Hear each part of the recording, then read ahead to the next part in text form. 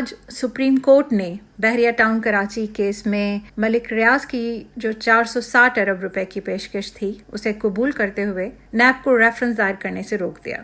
قانونی تقاضے تو شاید پورے ہو گئے، سوال یہ ہے کہ کیا انصاف کے تقاضے بھی پورے ہوئے؟ کیا کاروباری طبقات سے جرمانے کی مد میں لی جانے والی رقم ہی قانون و انصاف کا واحد راستہ ہے؟ مجاہد خٹک اس پہ تبصرہ کریں گے۔ سپریم کورٹ کے فیصلے پر ہم اپنی رائے دے سکتے ہیں، تو مجھے یہ فیصلہ پسند نہیں آیا۔ میرا خیال تھا کہ یہ کیس نیب کو بھیج دینا چاہیے تھا، وہی پراپر ادارہ ہے فیصلہ کرنے کے لیے۔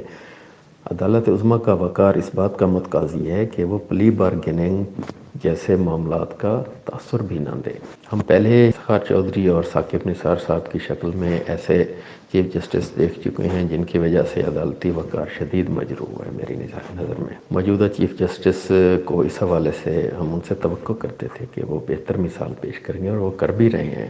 انہوں نے ابھی تک کوئی سموٹو ایکشن نہیں لیا، باقی کام نہیں کیا، لیکن اس حوالے سے بھی انہیں میرا خیال ہے کہ پلی بارگیننگ یا اس قسم کے کام کرنے کی وجہ یہ معاملہ کسی پراپر ادارے کو بھیج دینا چاہیے تھا، اور وہ قومی احتساب بیورو ہی ہے۔